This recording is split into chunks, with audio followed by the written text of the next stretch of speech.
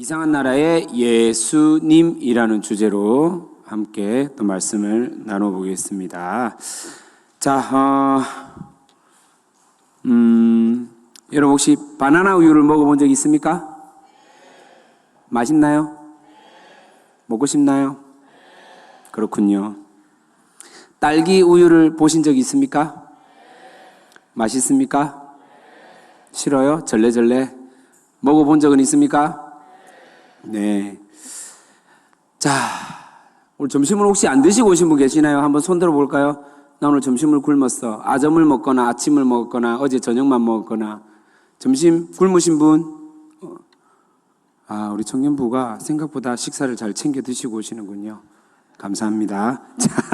자, 제가 여러분에게 뭔가를 하나 보여드리려고 합니다. 잘못 꺼냈다. 자, 혹시 그 카메라로 이거 확대할 수 있으면 한번 잡아보실래요, 이거? 요거. 카메라 확대, 클로즈 업. 카메라 확대, 클로즈 업. 그렇죠. 더 크게 할 수 없나요? 그게 최선인가요? 그렇죠. 좋아요. 자, 무슨 우유라고 적혀 있어요? 예, 딸기 우유 적혀 있죠. 자, 여러분, 딸기 우유입니다. 딸기 우유. 자, 그런데요, 여러분, 질문을 하나 던지도록 하겠습니다. 이 안에 진짜 딸기가 있습니까? 없습니까? 진짜 딸기가 있어요?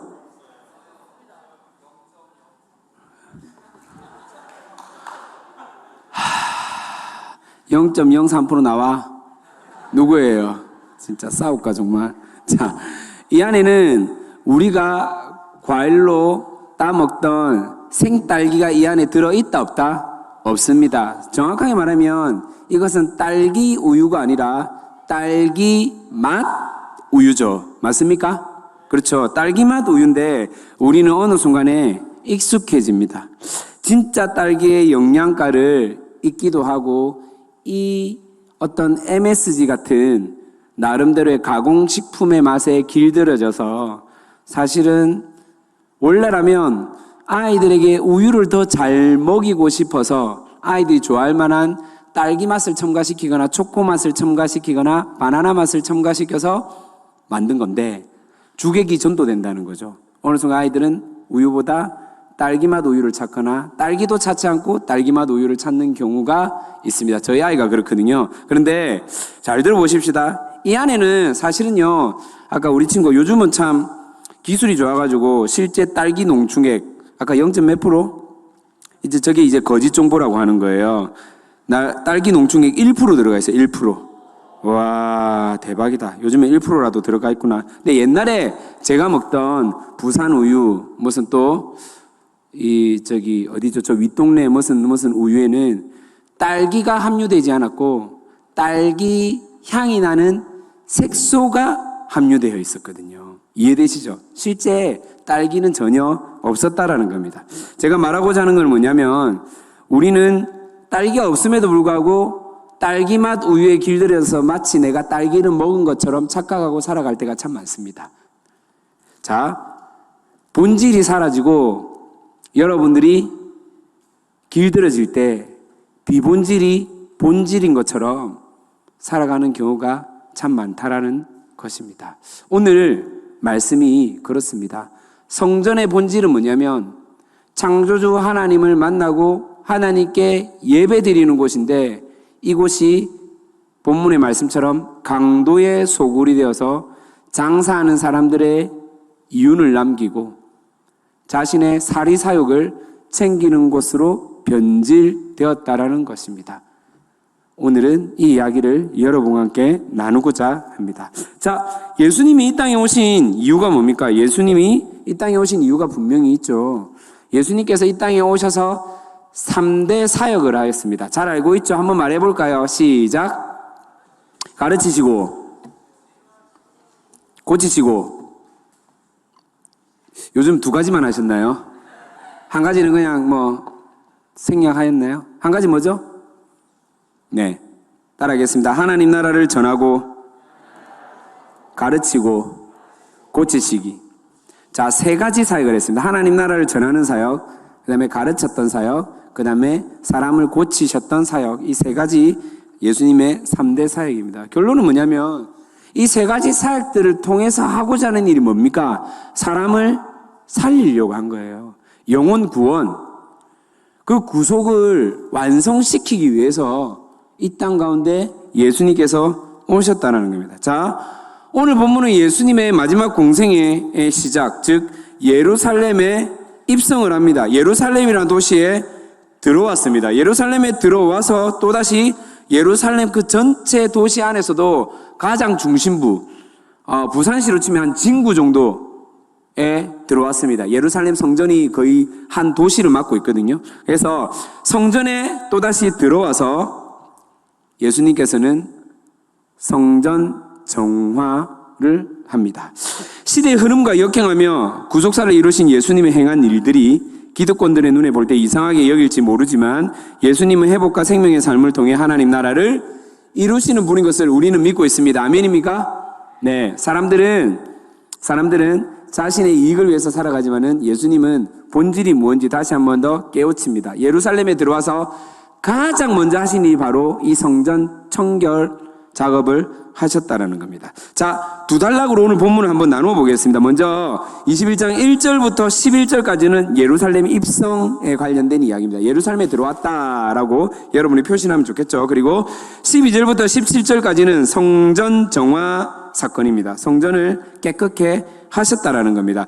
여러분 좋은 성경을 갖고 계신 분들은 여기 평행 구절이 다 적혀 있을 거예요. 1절부터 11절까지는 마가복음 11장 1절에서 11절, 누가복음 19장 28절에서 40절, 요한복음 12장 12절에서 19절 이렇게 똑같은 내용을 저자의 관점에 따라서 조금 다르게 기록을 해놓았다는 겁니다. 그게 평행 구절입니다. 그리고 오늘 본문 12절에서 17절까지의 평행 구절은 마가복음 11장 15절에서 19절, 누가복음 19장 45절에서 48절, 요한복음 2장 13절에서 22절까지 기록되어 있다는 것입니다. 그래서 여러분들이 이 본문을 보고 조금 이해가 안 되거나 또 다른 저자는 어떻게 기록했을까라고 조금 의구심이 들거나 궁금하신 분들은 이 평행구절을 찾아보면 도움이 될 줄 믿습니다. 사실 본문은 우리가 너무나 잘 알고 있는 내용입니다. 예수님께서 십자가를 지시려 예루살렘에 드디어 들어오셨습니다. 낙이 타고 들어왔을 때 사람들이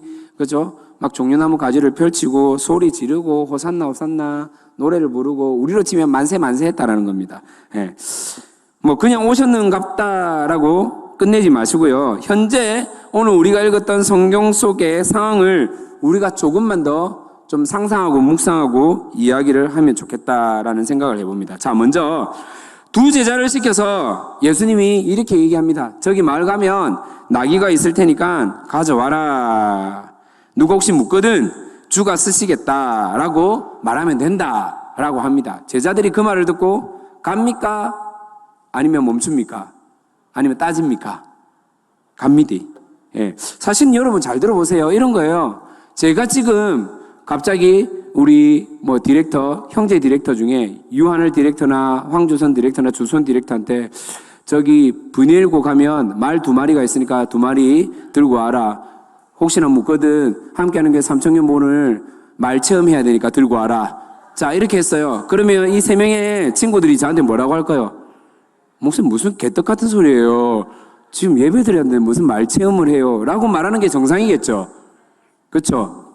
예, 우리 아이들이 이렇게 싸가지가 있습니다. 할렐루야. 자, 아니면 실제로, 목사님 오늘 무슨 일로 말을 가지고 오라고 하는 겁니까? 이런 이유로 가지고 오란다. 그러면 거기서 지금 연락이 돼 있습니까? 학교에 공문은 보내져 있나요? 혹시 말값은 치러져 있나요? 배민의 주문은 해놨습니까? 라고 질문을 했겠죠, 당연히. 이게 정상이거든요. 그런데 오늘 보면 제자들이 군말 안 하고 그냥 갑니다. 그러니까 어떤 느낌이냐면 이제 제자들도 살 예수님께 물들어가고 있는 것을 보게 된다는 것입니다.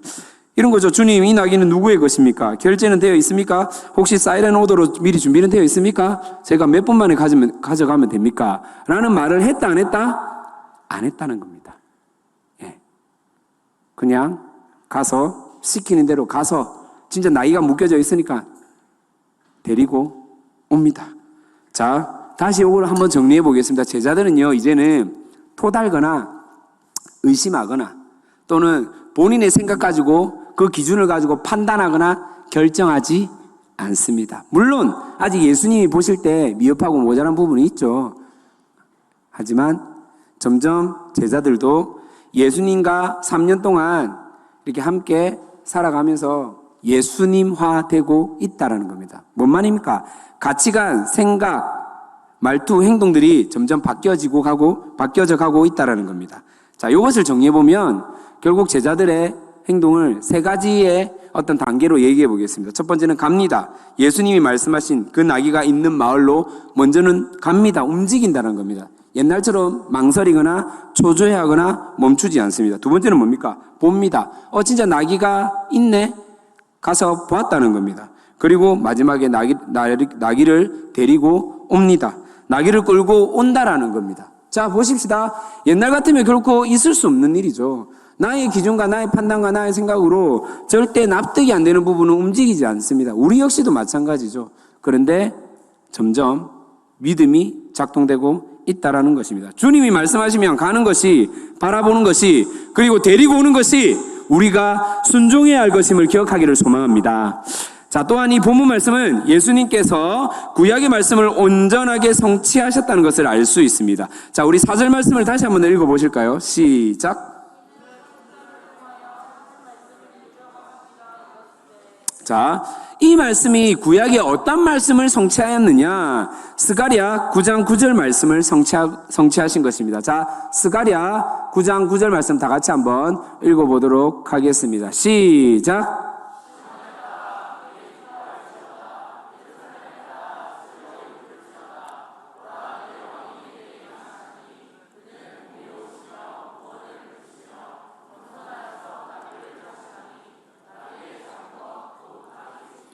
네, 말씀에 적혀 있는 대로 이미 예수님 오시기 전에 기록되었던 그 말씀을요, 예수님은 성취하고 있다라는 겁니다. 자, 우리가 생각해 볼 부분이 있습니다. 예수님의 기분과 촉으로, 느낌적인 느낌으로, 그때의 정서와 분위기로 결정한 것이 아닙니다. 중요한 것은 예수님은 굳이 이 말씀대로 하지 않아도 되는 분이죠. 지금 제 말이 이해가 되나요? 예수님 굳이 구약에 적혀있는 말씀대로 안 하셔도 무방하신 분입니다. 왜냐하면 예수님이 창조주인데 뭘 한다 한들 문제가 되겠습니까? 전혀 문제가 되지 않는다는 겁니다. 하지만 예수님 역시 철저한 언약을 이루시는 당사자가 되어 실제로 말씀을 성취하고 있다는 겁니다. 그리고 오늘 읽었던 본문의 말씀처럼 나귀를 타고 예루살렘에 입성합니다. 많은 백성들이 몰려와서 종려나무를 바닥에 깔아놓습니다. 자, 이것은 무슨 행위입니까? 그냥 어떤 퍼포먼스 이벤트를 해야 될 것 같은데, 뭐라도 해야 될 것 같은데, 주위에 허다한 게 종려나무니까 이 종려나무라도 흔들어 제낄까? 바닥에 깔아놓을까? 라는 개념이 아니라 역사적으로 이스라엘이 이제 바벨론의 포로, 바벨론 유수 이후에 이스라엘은 국권을 회복하지 못하였습니다. 계속해서 제국의 속국으로 살아가죠. 바벨론부터 시작해서 페르시아, 헬라, 지금 현재 배경이 되는 로마까지 속국이 됩니다. 그런데 여러분, 바벨론이 지나고 페르시아가 지나고 그 다음에 제국인 나라가 어느 나라죠? 헬라입니다. 헬라면 대표적인 왕, 헬라를 통치하고 가장 넓은 영토를 만들었던 왕 누굽니까? 네, 정확하게는 알렉산더가 지나갈 때마다 그 도시를 점령하고 도시 이름을 바꿨습니다. 무슨 도시로 만들었습니까? 알렉산드리아라고 도시를 다 바꿨어요. 그 곳곳에 알렉산드리아 도시가 있는 거예요. 자, 그런데 이 알렉산더가 갑자기 죽어버립니다. 그리고 알렉산더를 따르는 실제로 8명의 장수가 있었는데요. 그 중에 좀 영향력이 있었던 5명의 장수가 땅 따먹기를 합니다. 서로 땅을 가집니다. 요쪽 지역. 요거는 여러분들 필요하신 분들은 함께하는 게 수요 성경대학 가운데 이 관련된 시리즈가 되게 많습니다. 찾아보시면 충분히 이해되리라 생각을 해봅니다. 무튼 그때 당시에 제국이 5개 땅덩어리로 분열되고 서로서로 이스라엘을 차지했다가 뺏겨버렸다가 또 놓아주었다가 하는 일이 반복되고 있는데, 이제 안티오쿠스 에피파네스라는 이제 왕이 헬라 방식으로 이 이스라엘을 통치하게 됩니다. 가장 중요한 것은 종교적인 영향력인데 거짓 제사를 드려요. 절대 하지 말아야 될 제사법을 진행한답니다. 대표적으로 돼지를 잡아서 돼지 피를 이 성전에 뿌리고 막 제사를 지낸 거예요. 그러니까 유대인들이 참다가 도저히 안 되겠다 해가지고 쿠데타를 일으켰어요. 그때 쿠데타를 일으켰던 주인공, 그리고 이 주인공이 새로운 왕조를 만들어서 이스라엘이 몇백 년 만에 독립을 하게 됩니다. 이 사람이 혹시 누군지 실수로 아시는 분? 누구예요? 손 들고 누구예요? 예, 마카비. 청구가 난중이가 들고 가. 딸기 우유 들고 가. 예, 마카비 형제들에 의해서 독립을 하게 됩니다. 그리고 이 후손인들이 왕조를 세우죠. 하스몬 왕조. 저기 지금 마카비가 이스라엘의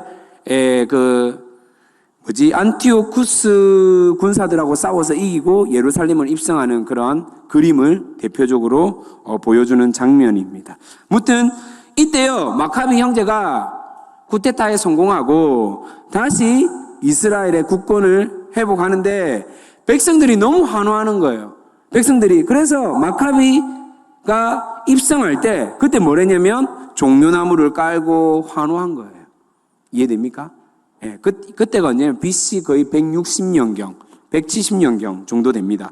그 경에 실제로 이런 일들이 일어났는데, 자, 그렇다면 이 종려나무의 의미가 뭐냐면 기쁨, 승리, 번영의 뜻을 가지고 있습니다. 종려나무는 실제 이스라엘에서 종려나무라고 불리진 않습니다. 뭘로 불리냐면 대추야자나무입니다. 대추야자나무.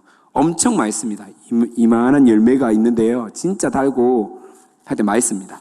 자, 아무튼 이 종려나무를 깔았다는 의미는 뭐냐면 이스라엘 백성들이 예수님이 오셨을 때 동일하게 마카비가 독립을 하고 나라를 되찾았던 그 느낌적인 느낌처럼 예수님도 우리에게 현재 우리가 로마로부터 핍박을 받고 있는데 이렇게 하실 분이다 라고 믿고 환영하고 있는 거예요. 이해가 되십니까? 네. 그래서 백성들이 외치죠. 뭐라고 외칩니까? 본문을 보니까 호산나 다윗의 자손이여 찬송하리로다. 호산나 뜻이 뭐예요, 여러분? 호산나 많이 부르잖아요. 호산나 그런 거 모르세요, 여러분? 호산나 뜻이 뭐예요? 모르고 그냥 부르세요? 호산나.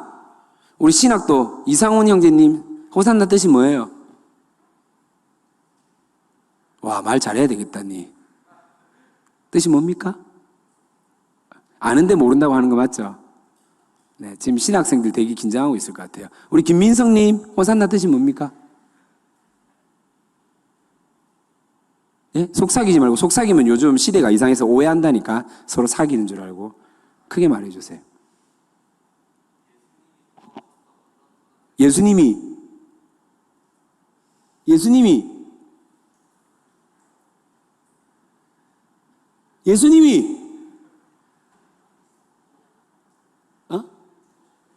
오셨다.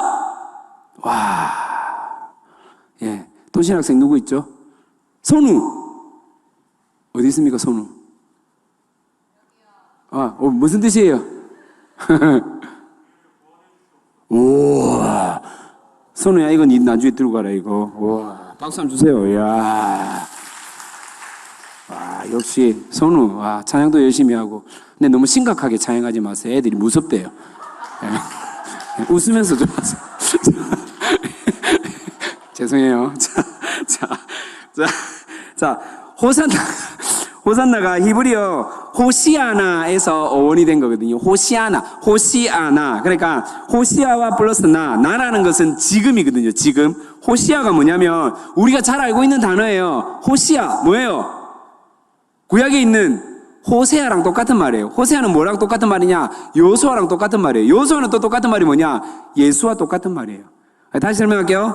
예수, 요수아, 호세아 다 똑같은 말이다. 이해됩니까? 다시 뭐라고요? 한번 세 가지 다시 한번 얘기해 보자. 시작. 예수, 요수아, 호세아 다 똑같은 말이에요. 그 말의 어원이 뭐냐면 호시아입니다. 똑같은 말이에요. 호시아, 히브리어. 호시아가 헬라어로 오면서 뭐라고 되냐면 호산나가 된 거예요. 참 쉽죠. 그러면 호시아나, 나가 아까 무슨 뜻이라고 했죠? 지금. 호산나. 자, 예수가 뜻이 뭐냐면 구원이시다 뜻을 갖고 있거든요. 그럼 지금 구원하소서라는 뜻을 갖고 있습니다. 호산나란 말은 뭐냐면 지금. 그러니까 우리가 호산나 외치는 게 구원해 주십시오. 구원해 주소서. 구원이십니다라는 고백인 거예요. 그냥 부르는 게 아니에요, 여러분. 맹목적으로 그냥 찬양의 가사를 따라 부르기보다 이 의미가 뭔지를 우리가 알아야 된다라는 겁니다. 자, 그리고 예수가 누군지 모르는 이들이 묻습니다. 이때 사람들은 갈릴리 나사렛 동네에서 온 예언자 예수다라고 말하죠. 언뜻 보면 맞는 말 같지만은 여기서 우리가 또 확인해야 할 것이 있습니다. 먼저는 예수님이 예언자로 오셨습니까? 뭐 맞는 말인 것 같은데 사실은 뭔가 찝찝합니다. 그렇죠? 대표적인 선지자, 예언자 누가 있습니까? 성경에 우리가 알고 있는 선지자 누가 있어요? 네, 이사야, 예레미야, 또 없나요? 끝인가요? 예, 다 엘리야 이런 사람 대부분 다 예언자가 되게 많아요. 우리가 성경에서 접한 인물들 되게 많습니다. 엘리사, 엘리야, 예레미야, 이사야 등등 뭐 호세아부터 해가지고 많은 선지자들이 있습니다. 자, 그렇다면 예수님이 이들과 같이 예언자로만 오신 겁니까? 아니에요. 예언자로도 오셨죠. 근데 예언자로만 오신 것은 아니라는 겁니다. 무엇보다 우리를 살리시는 완전한 구속을 이루신 구원자 메시아로 오셨다는 사실을 믿으시길 바랍니다. 아멘입니까? 자, 그런데 왜 사람들은 예언자로 말하는 것이겠습니까? 지금 무리들이 왜 예수님을 나사렛 동네에서 온 예언자다, 예언자 예수다라고 얘기를 했을까요? 그동안 충분히 많은 이적과 기적들을 통해 예수님이 하나님의 아들이고 메시아로서 우리가 기다리는 분인 것을 아는 분들이 있었음에도 불구하고 왜 예수 그리스도는 지금 예언자로 불리는 겁니까? 두 가지가 있어요. 먼저는 사회적 분위기입니다. 기득권, 즉 실세들에게 눈치를 보고 있다는 것이죠. 이들이 지금 서슬 파란 눈으로 보고 있는 겁니다. 제가 우리가 기다렸던 메시아라고 갈릴리 출신인데, 나사렛 출신인데, 족보도 없는데 무슨 말도 안 되는 소리를 하고 있어. 촌농내 출신이 무슨 메시아가 말도 안 되는, 이런 눈빛들에 두려움을 갖고 있는 무리들이 함부로 메시아라는 소리를 못하고 있는 겁니다. 그래서 가장 적절한 단어 예언자라는 단어를 쓰죠. 두 번째, 또 다른 이유는 뭡니까? 진정 바라고 원하는 이가 영원한 생명복음을 전해줄 메시아가 아니라 현재 이 가난을 벗어나게 해줄 물질적 구원자를 기다리고 있었던 겁니다. 로마의 압제 속에서 벗어나게 해줄 과거 마카비 같은 정치적 구원자를 찾고 있었다는 겁니다. 더불어 차별과 불평등을 해소해줄 평등과 자유의 구원자를 기다리고 있었다는 겁니다. 즉 지금 사람들은요 진짜 예수가 누군지 모르고 있었다는 거예요. 예수가 메시아임을 모르고 있다는 것입니다. 사실 우리의 모습과 좀 비슷하지 않습니까? 사뭇 다르다라고 여러분 자신 있게 말할 수 있습니까? 현재 나의 삶을 좀 더 윤택하게 해줄 주님을 찾고 있지는 않습니까? 이 어려움과 문제를 해결해 줄 해결사 주님을 찾고 있지 않습니까? 이 아픔과 고통을 위로해 줄 위로자 주님을 찾고 있지는 않습니까? 메시아, 창조주 하나님을 우리가 진짜 만나고 창조주 하나님을 경험해야 되는데 우리는 어느 순간에 어떤 내가 바라고 원하는 나의 기준과 관점으로 원하는 주님을 기다리고 그 주님을 찾고는 있지는 않습니까? 그냥 제가 이렇게 묵상해 보면 제가 만약에 예수님이고 제가 만약 주님이면 이렇게 기다리는 여러분들의 그 기도, 간구하는 여러분의 기도, 여러분의 그 마음 가운데 저라면 모르겠습니다. 저는 아직 예수님 같은 넓은 마음이 없어서 그런지 모르겠는데 들어주지 않을 것 같아요. 네. 윤택한 삶이 이루어지는 순간, 문제가 해결되는 순간, 여러분의 마음에 안정감과 위로가 있는 순간 예수님이 필요 없어질 것 같거든요. 그렇다면 제가 예수님이라면 저는 절대 여러분이 고민하고 걱정하고 문제 삼고 있는 그 부분에 대해서 응답하지 않을 것 같습니다. 무슨 말이냐? 해결해 주지 않을 것 같다고요. 왜냐하면 이용해 먹는 사람들이니까요.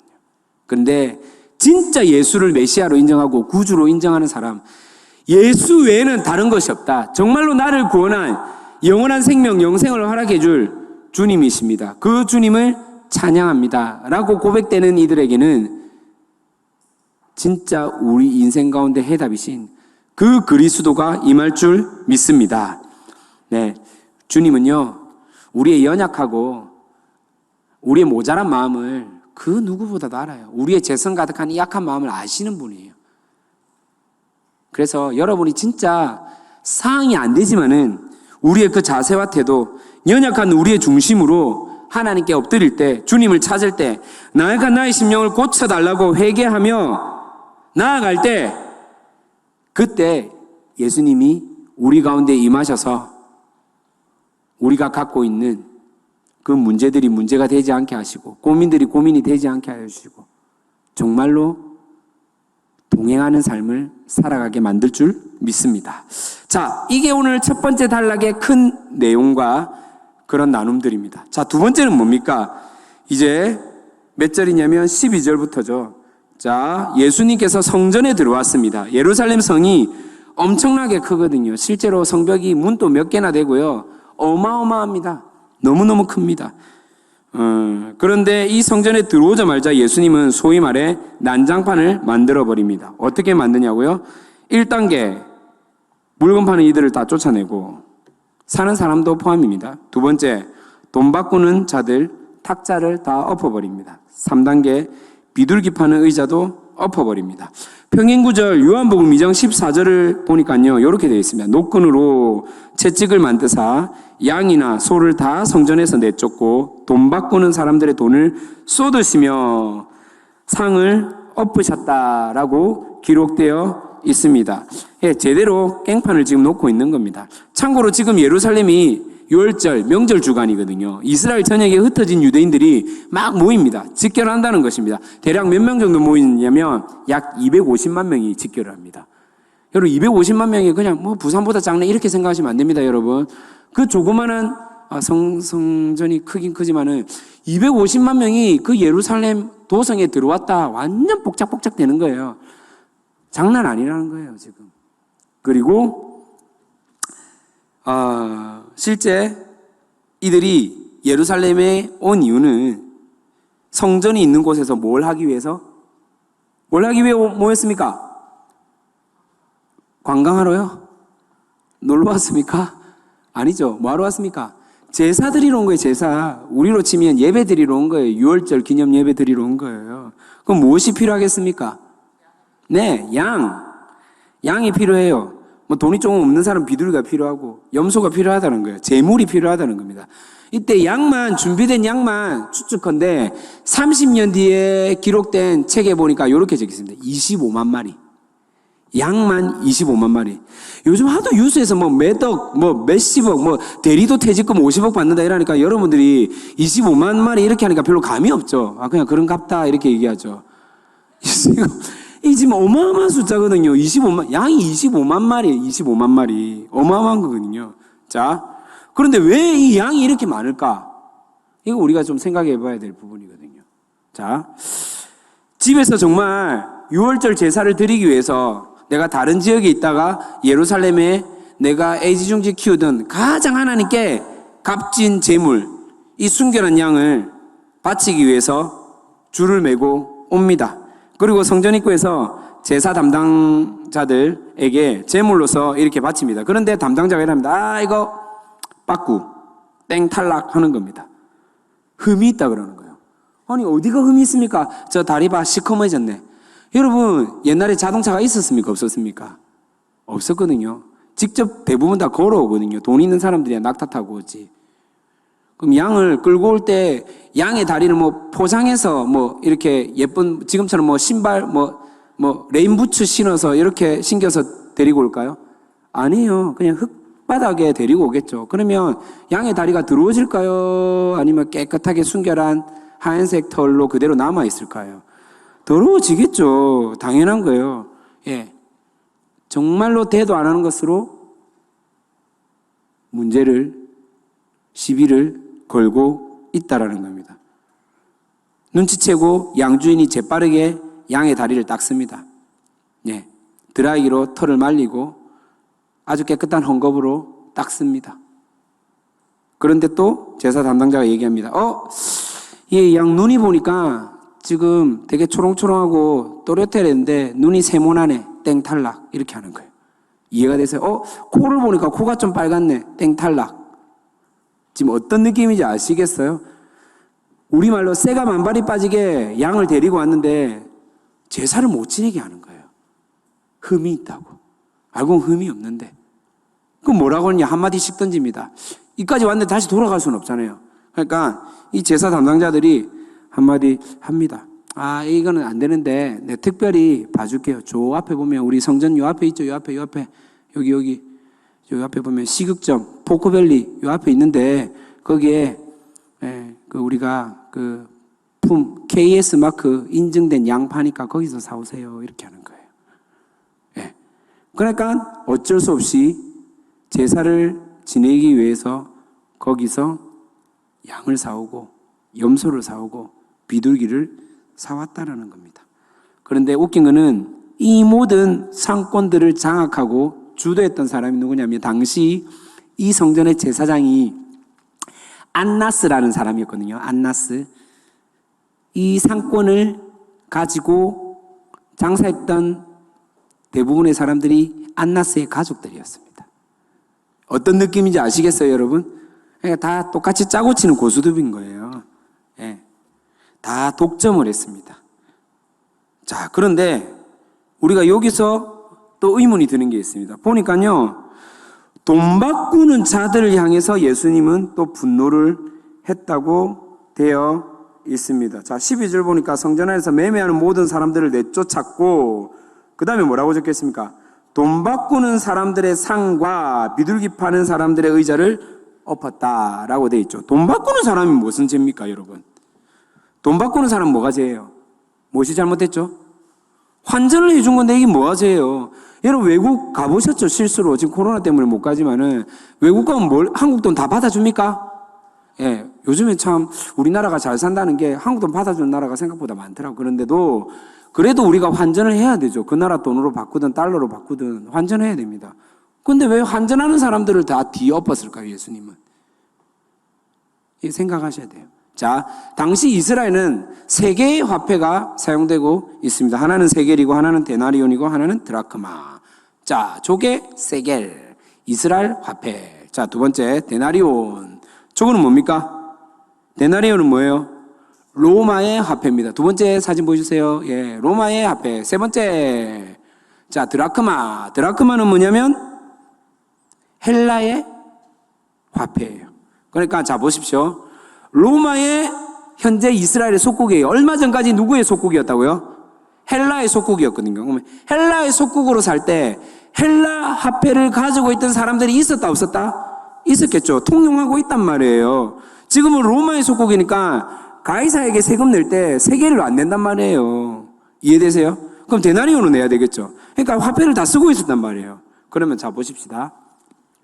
지금 이스라엘 백성들은요, 이 성전이 있는 예루살렘은 특히나 데나리온이나 드라크마를 취급할까요, 안 할까요? 특히 제사 지낼 때. 왜 안 할까요? 생각하셔야 돼요. 머리를 달고 다니면 안 되고 지금 머리를 쓰는 시간 눈을 크게 뜨시고. 왜 세겔만 받을까요? 생각을 하셔야죠. 아까 말했잖아요.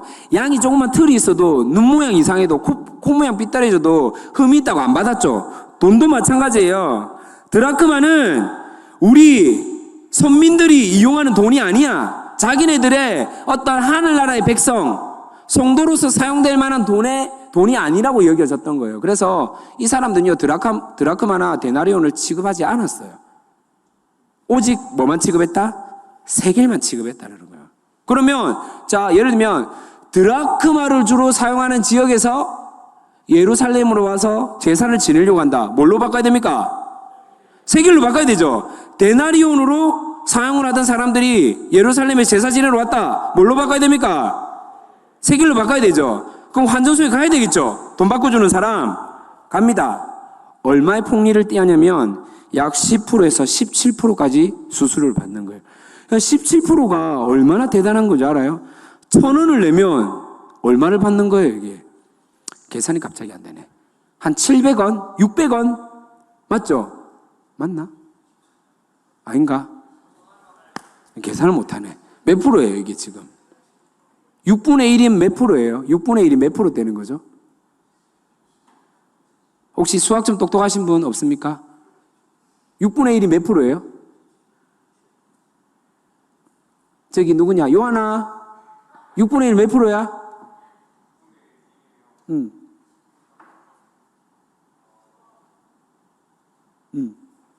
17% 아니에요? 맞죠? 맞죠? 17% 맞죠? 16점 몇 프로 맞는데 약 17% 정도 수수료를 떼었단 말입니다. 17% 정도. 수수료가 엄청 센 거죠. 그러니까 잘 보세요. 성전이잖아요, 성전. 예배 드리는 곳이잖아요. 근데 지금 사람들이 뭐 하고 있는 거예요? 돈놀이 하고 있는 거예요. 장사하고 있는 거예요. 예? 근데 여기서 조금 억울할 만한 사람이 있습니다.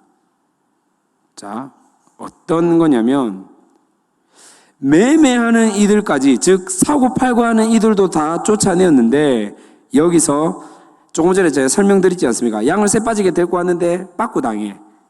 그러니까 여기서 양을 샀단 말이에요. 비둘기를 샀단 말이에요.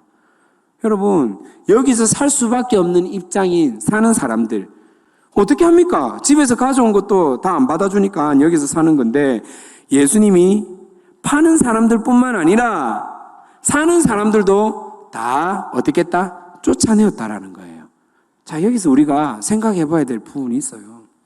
어느덧 아이고 내가 작년에 가봤는데 우리가 양 데리고 가봤자 우리 양 받아주지도 않더라. 그냥 편하게 양값 한 50만 원만 준비해가지고 거기 입구에서 대충 한 마리 사가지고 제사 지내면 된다 라고 생각을 했을까 안 했을까? 했겠지. 그 다음에 야 보니까 저번에 내가 보니까 저기 안나스 제사장이랑 거래하는 업체를 내가 뚫었거든. 저기 포크밸리는 별로고 보니까 지금 또 한돈 저 매장이 좋더라고. 거기에 보니까 이번에 양 새로 출하해가지고 거기에 참 좋은 제품이 있는데 거기서 하면 될 것 같아. 가격도 싸 10% 45만 원에 할 수 있으니까 거기서 이번에 뭐 제사 지내지 라는 생각을 했을까 안 했을까? 했겠죠 당연히. 이 사람들이 예수님 지금 그걸 뭐라는 거예요?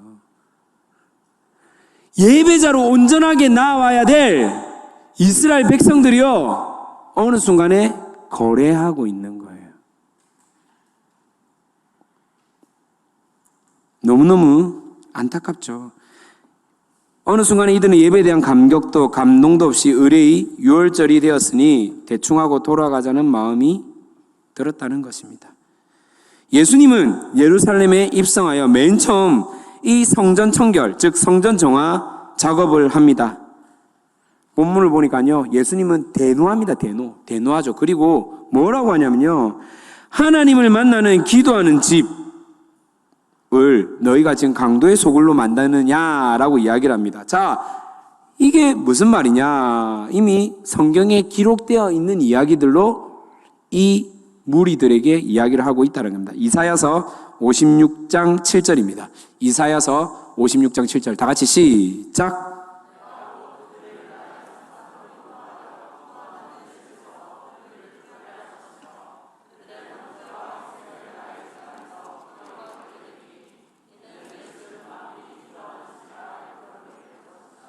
자, 보세요. 이런 거예요. 제사장들, 이 주로 제사장 가문들이 누구냐면 사두개인들이거든요.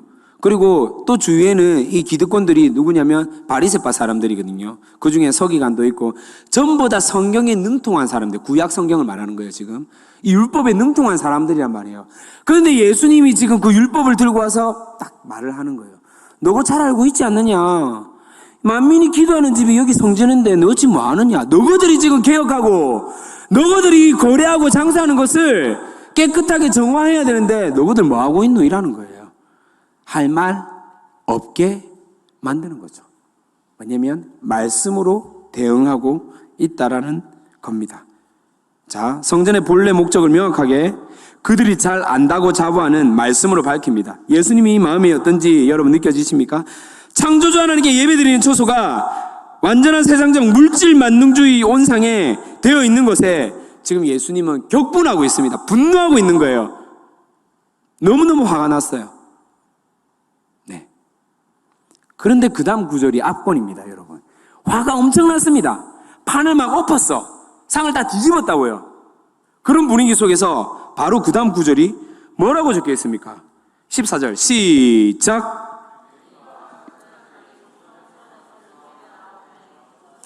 이때요, 눈 안 보이는 사람, 다리 저는 사람들이 예수님의 소문을 듣고 나옵니다. 지금 예수님의 마음 상태는 어떻다고요? 예, 심히 깊은 빡침이 있다고요. 지금 격분했다니까요. 화가 나 있는데 나왔습니다. 여러분, 화날 때 누가 건들면 어떻게 됩니까, 여러분? 어떻게 돼요?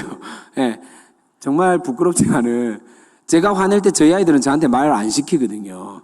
아이들 방으로 도망가거든요. 이래서 아빠 눈치를 본단 말이에요.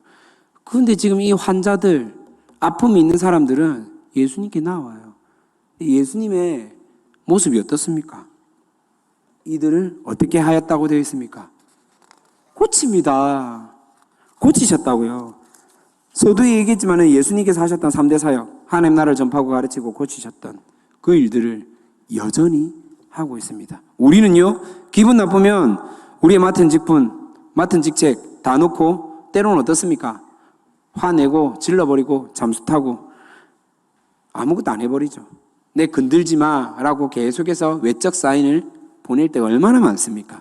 그런데 지금 몹시 화난 예수님은 성전 안에 있는 모든 이들이 아마 꼴도 보기 싫었을 법도 한데 정말로 예수님은 냉정하게 봅니다. 살려야 할 사람, 치료해야 할 사람, 그들의 음성을 들어줘야 할 사람, 품어줘야 할 사람, 손 내밀어야 할 사람, 머리를 쓰담쓰담해야 할 사람, 손잡아 줄 사람, 살인 미소 날려야 할 사람 등등 아주 명확하게 그대로 예수님은 행하고 있다라는 것입니다.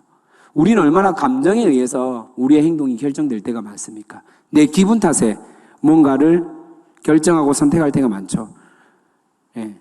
요즘 우리 10대 아이들 표현으로 기분 나쁘면 뭐도 안 간다? 천국도 안 간다 그러잖아요. 아, 기분 나빠서 천국 안 갈래요. 처음 들었어요, 여러분, 이런 얘기?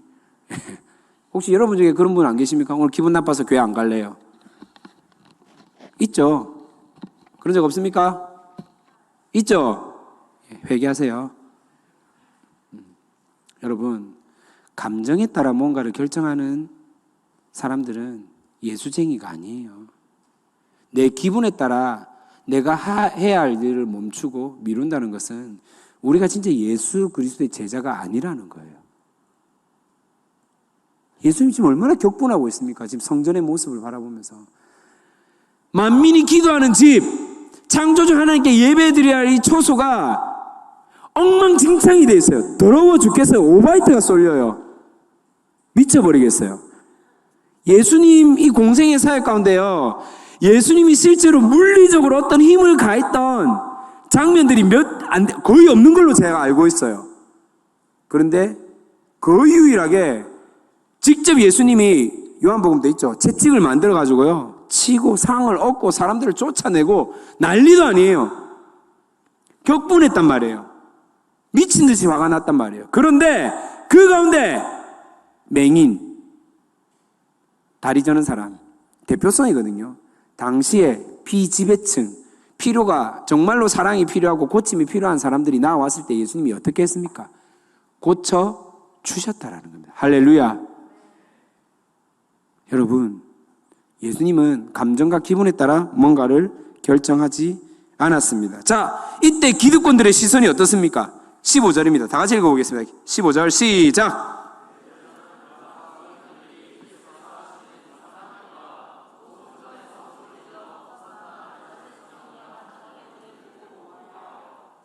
예.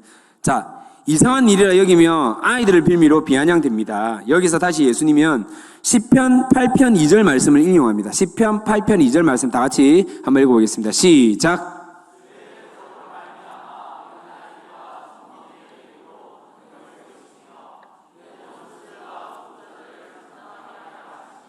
예, 똑같습니다.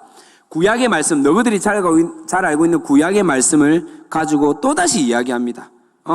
너희들이 똑바로 안 했지? 이 젖먹이 그리고 아이들을 통해서 나는 찬양받을 거야. 높임을 받을 거야. 라고 이야기를 하고 있습니다. 자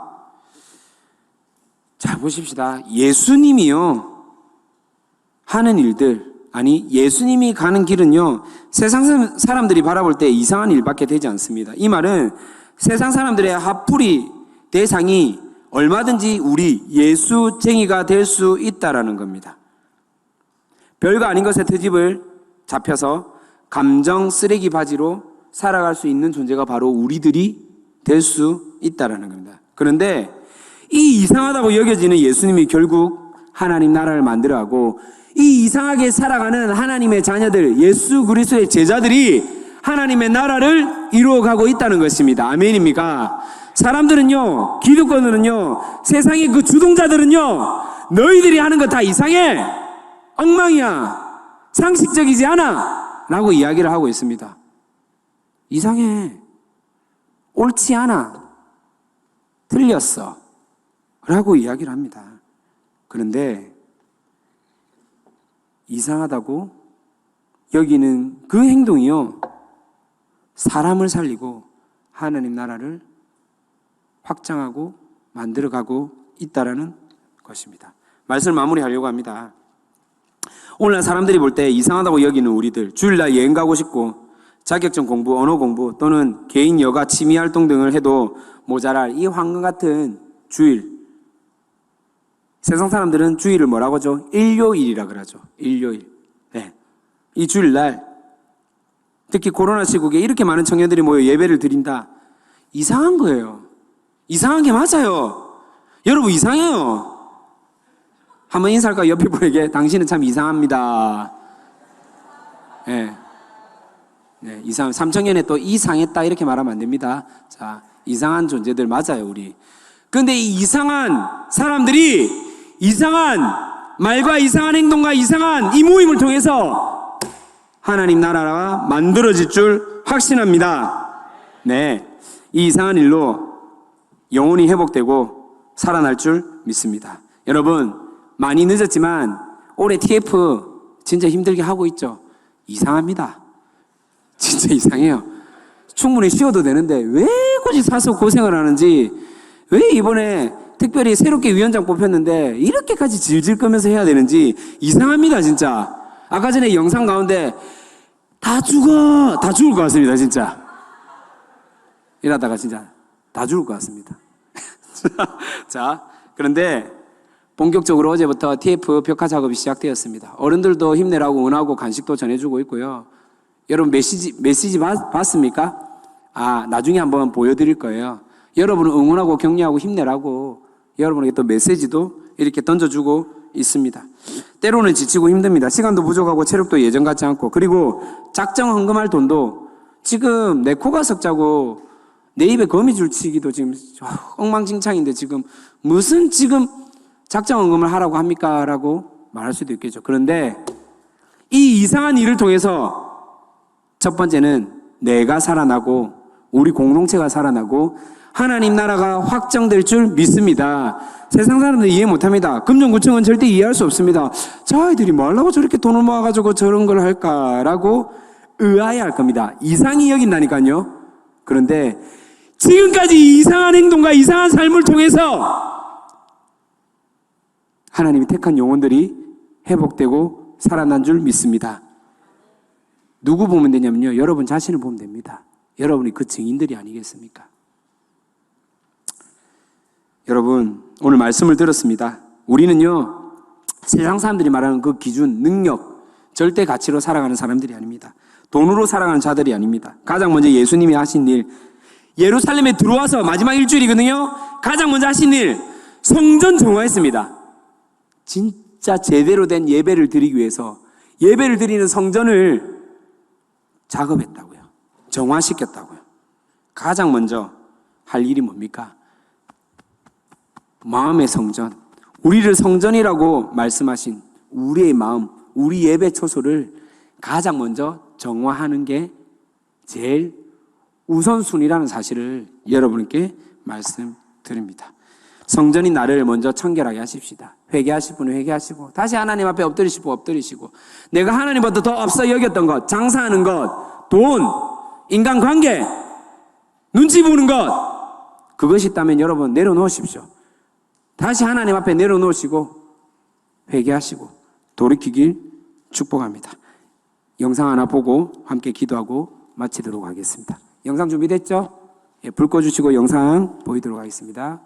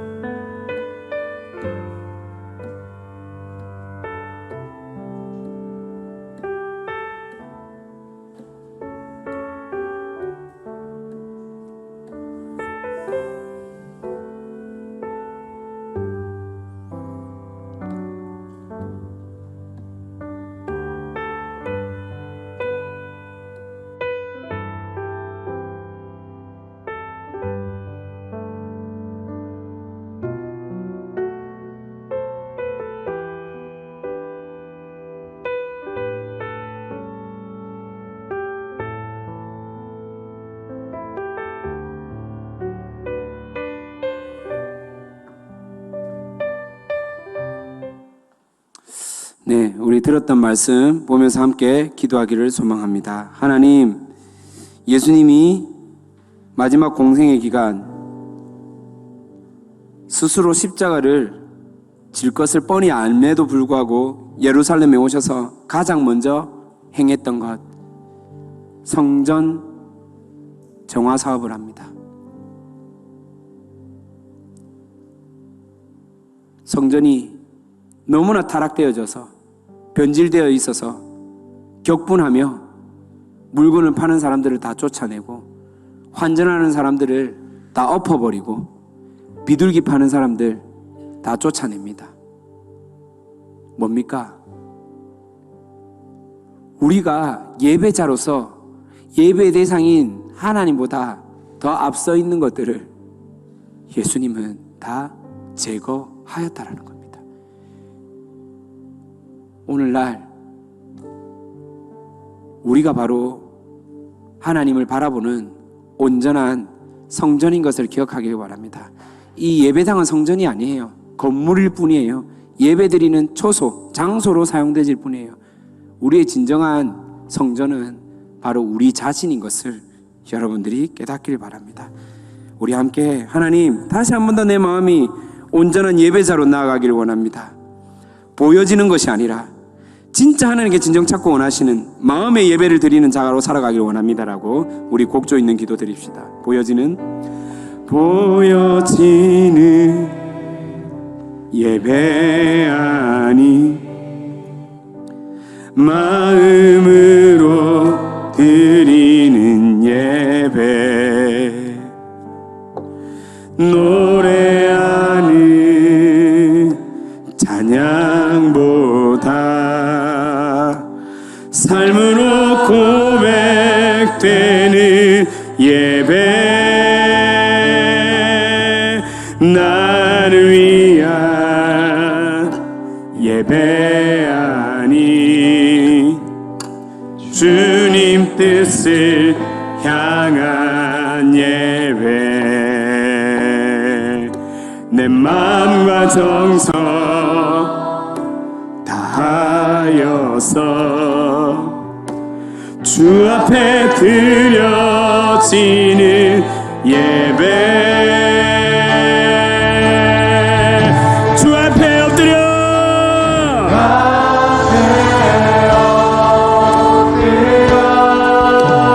경배하며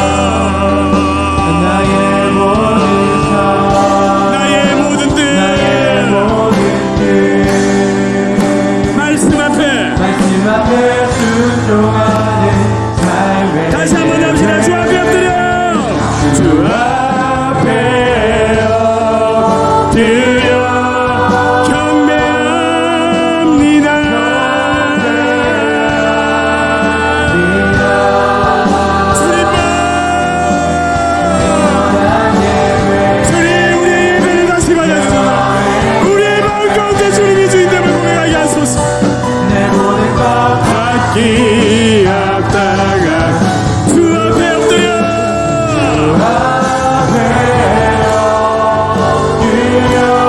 예배합니다.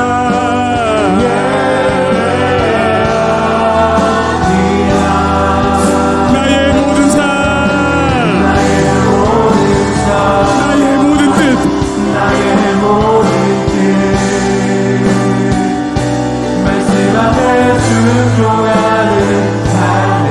드리기 원하네. 우리가 지금 한번 기도할 것이 있습니다. 주님, 얼마나 내가 예배를 나의 기준과 나의 어떤 판단으로 분석하고 결정하였습니까? 오늘은 내가 기분이 안 좋으니 오늘은 안 갈래. 오늘은 내가 몸이 조금 아프니 좀 늦게 갈래. 오늘은 내가 차도 막히고 내가 원하는 시간에 지하철도 도착 안 했으니 내가 원하는 때 셔틀도 안 왔으니 나 오늘 그냥 갈래. 배가 고프니 안 드릴래. 아니, 몸은 나와 있는데 혹시 여러분의 생각은 어떻습니까? 혹시 즐겨보는 스포츠가 지금 떠오르지 않습니까? 예능 프로그램이 기억나지 않습니까? 드라마가 떠오르진 않습니까? 아니면 내가 보고 싶은 여자친구, 남자친구와 즐거운 시간을 가지려는 것이 하나님보다 더 앞서 있지 않습니까? 하나님은 지금 그것을 제하라고 하는 겁니다. 예수님이 왜 격분했습니까? 왜 채찍을 만들어서 그 성전을 엎어버리고 있습니까? 자기를 위해서 만든 성전을 자신의 손으로 엎는 그 예수님의 마음이 어떨 것 같습니까? 여러분, 다시 우리가 기도합시다. 주님, 이 더러운 마음 용서하시고 회복시켜 주시옵소서. 주님께 회개하며 나오니 주님, 내 마음이 예배자로 다시 한 번 더 나가기 원하오니 주님, 내 마음 가운데 주님의 긍휼함을 허락하여 주시옵소서. 주님을 갈망하고 사모하는 마음이 다시 한 번 더 불일 듯 일으켜 주시옵소서. 우리 주여라고 세 번의 신남에 기도하겠습니다. 주여,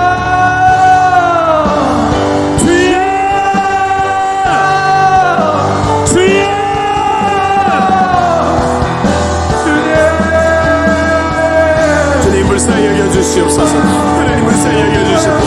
우리 마음을 다시 한번 더 우리의 마음이 다시 정화되기 바랍니다. 하나님 정말로 사랑을 바라면 대접을 이상히 여겨지만 하나님 다시 한번 하나님 온전히 바라볼 수 있는 우리의 마음이 되기를 원합니다. 하나님, 얼마나 내가 매너리즘에 빠져 있습니까? 습관적으로 예배를 드리고 있지 않습니까? 하나님, 그냥 형식적으로 찬양을 따라오고 있지 않습니까? 그냥 남들이 하니까 내가 그냥 이 자리에 앉아 있지 않습니까? 엄마의 등살에 입이고 하나님은 혹시나 내가 못 받을까봐 하나님 이 자리에 앉아 있지 않습니까? 주님, 나 용서하여 주셔서 하나님 다시 한번 바라봅니다. 하나님 다시 한번 인정합니다. 주님을 다시 한번 바라봅니다. 다시 한번 주님, 우리 마음 가운데 얘기하는 마음이 일어나기 원합니다. 하나님, 우리 마음을 하나님 이겨주시옵소서. 하나님, 우리의 생각이 하나님께로 달려오면 이겨주시옵소서. 하나님, 우리가 하나님 얘기하는 마음이 함께하는 김성기를 가운데 얘기하는 마음이 일어나기 원합니다. 하나님, 하나님 용서의 마음이 일어나기 원합니다. 하나님, 우리 마음을 따르시며 가슴을 치며 하나님, 우리의 생명을 구원하시는 정신 그렇게 하는 사람의 예배자로 다가오자는 그 마음이 하나님, 우리 마음을 일어나기 원합니다.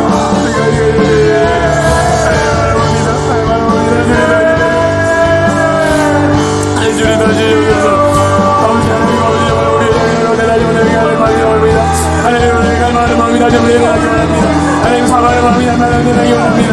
하나님, 장인들이 양생이 회복되어지기를 원합니다. 하나님, 어제의 은혜를 나에게 주셨고 하나님의 마음을 사모하는 마음을 이행하기 원합니다. 주여, 주여, 주 앞에 엎드려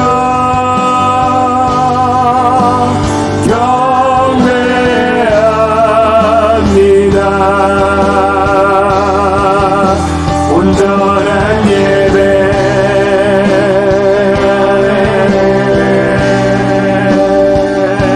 내 모든 것 갖기 합당하신 주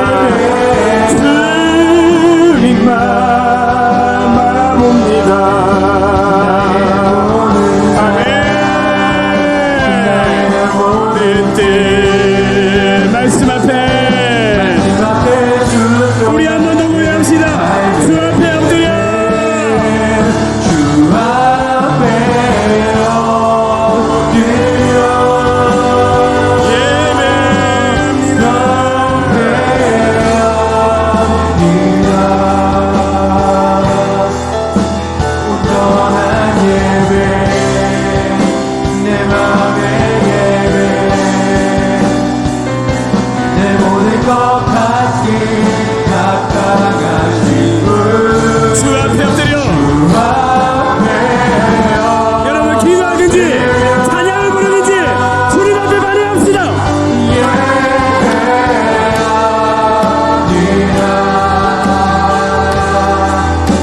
나의 모든 삶 나의 모든 뜻 말씀 앞에 순종하는 삶의 예배 드리기 원하네. 방금 우리가 곡조 있는 기도 이 찬양을 드렸던 것처럼 이 가사의 마지막에 뭐라고 되어 있습니까? 예배는 드리는 것입니다. 무엇을 여러분 드리겠습니까? 먼저 하나님 앞에 반응하는 것입니다. 이 시간 여러분이 다시 한번 더 삶의 예배자로 결단하며 반응할 수 있는 시간 되었으면 좋겠습니다. 하나님, 내 속에 지우지 못한 것, 내려놓지 못한 것, 끝까지 붙들고 있었던 것들 거래하는 마음 아니었습니까? 나의 이익을 위한 거 아니었습니까? 내가 예배드리면 뭔가 복을 받을 것 같은 그 예감 때문에 드리고 있지는 않습니까? 하나님 앞에 나오십시다. 진짜 하나님의 은혜가 필요하신 분들, 진짜 내가 삶의 예배자로 하나님 드리고 싶습니다라고 말하는 그분들, 진짜 예배자로 거듭나기를 원하는 청년들이 있습니까? 그 자리에 한번 일어나 보십시다. 그런 분들만 진짜 예배자가 되고 싶습니다. 그런 분들이 예배자로 고백하시는 그 예배를 우리가 이 시간 한번 드려지길 원합니다. 주님, 우리의 이 곡조 있는 기도, 우리 주님을 찬양하는 이 마음 주님 받아 주시옵소서. 주님께 예배하오니 주님만 홀로 영광 받아 주시옵소서. 주님의 나라와 뜻이 나의 삶 속에 임하시며 주님 알기를 주만 보기를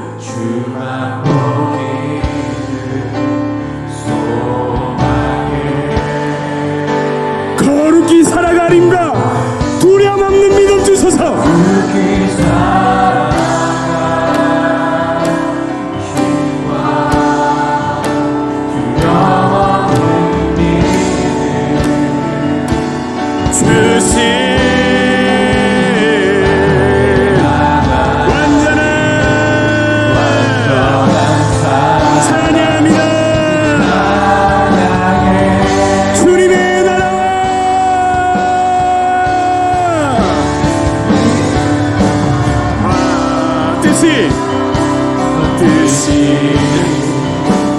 나의 삶 속에 임하시며 주님 알기를 주만 보기를 더 소망합니다.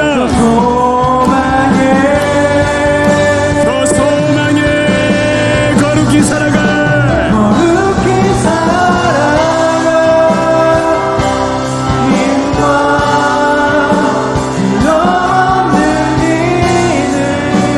주실 나의 하나님, 나의 하나님, 완전한 사랑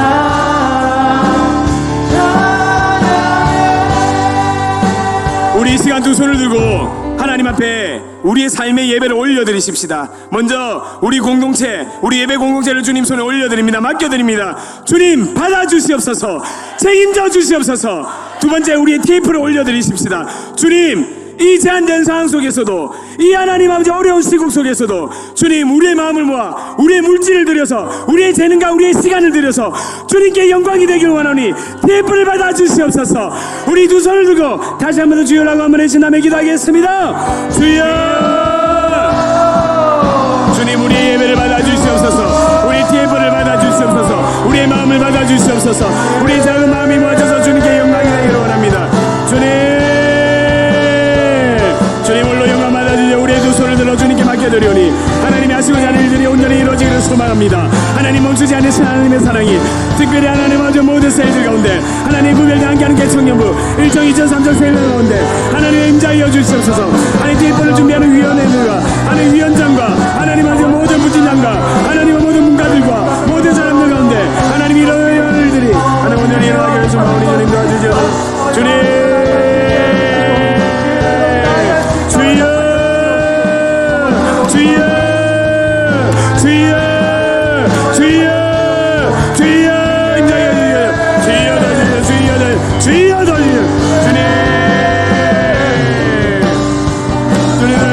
주님 도와주셔서 주님 도와주셔서 주님 도와주셔서 주님 우리 운행자여 각 사람에게 찾아가셔서 주의 영으로 충만히 채워주시고 하나님 바라보기 원합니다. 우리의 눈물을 받아주셔서 우리의 고백을 받아주셔서 우리의 간절함을 받아주셔서 하나님 긍휼을 채워주셔서 주님 나중에 간절히 바라고 살아갑니다. 주님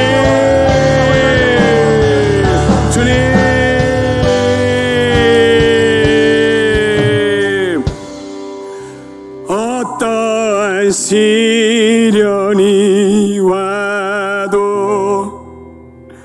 우리를 조롱하여도 신실하신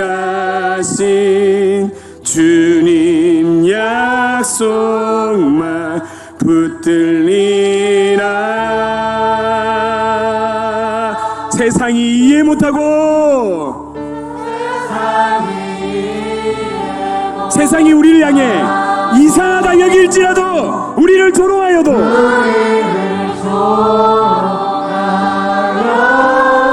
신실하신 주님 약속만 붙들리라. 한번 합시다. 어떠한 시련이 와도 수많은 유혹 속에도 어떠한 시련이 와도 수많은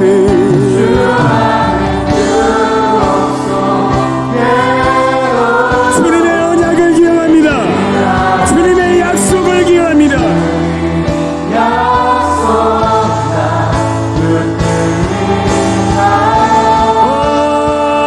세상이 이해 못하고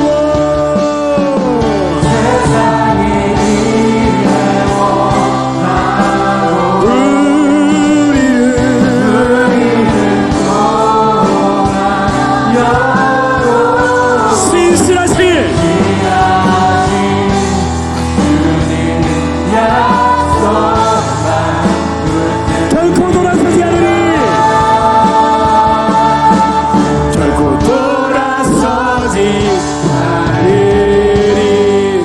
하나님의 언약을 이어갈 하나님 우리를 통해서 일하실 줄 믿습니다.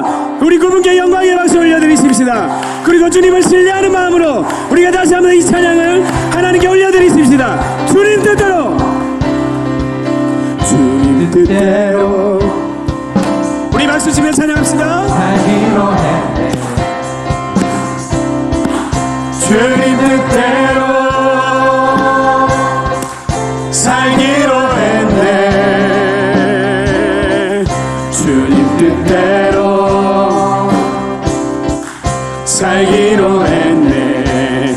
뒤돌아서지 않겠네. 돌아서지 않겠네. 뒤돌아서지 않겠네. 뒤돌아서지 않겠네. 어떠한 시련이 와도 수많은 유혹 속에도 진실하신 주님 약속 난 붙들리라. 세상이 이해 못하고 세상이 이해 못하고 우리를 조롱하여도 우리를 돌아가여도 진실하신 주님 약속 난 붙들리라. 결코 그리고 돌아서지 않으리. 이 세상 사람 날 몰라줘도 이 세상 사람 나를 몰라줘도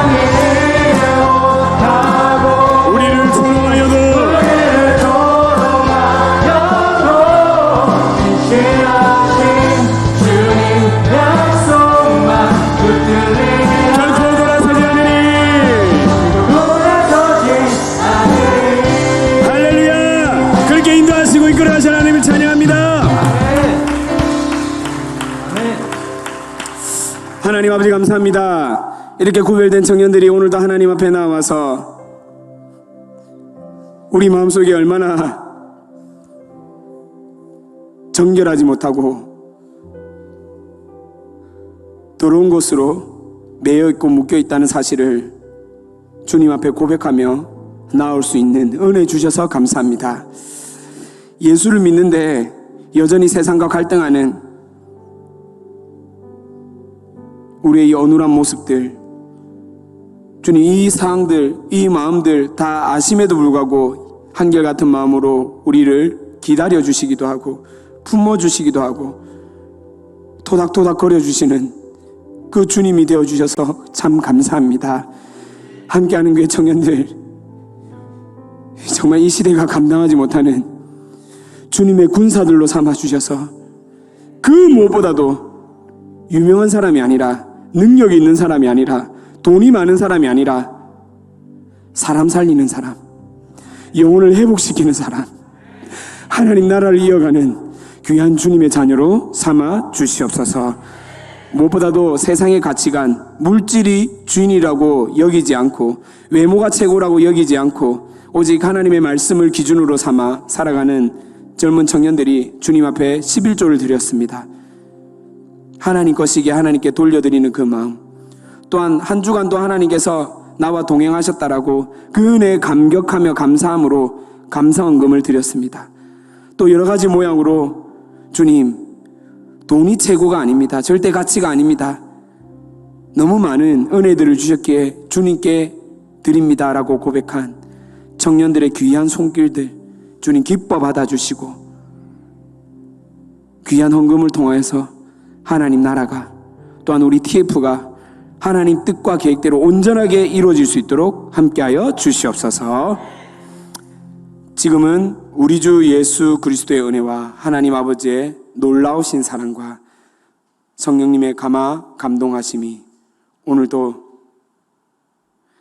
세상 사람들이 바라보는 그 이상함에 휘둘리지 아니하고 오직 우리의 마음을 온전한 성전으로 만들어 살아가기로 결단하는 주님의 귀한 청년들 머리와 그들의 삶 가운데 지금부터 영원토록 함께 있을지어다. 아멘.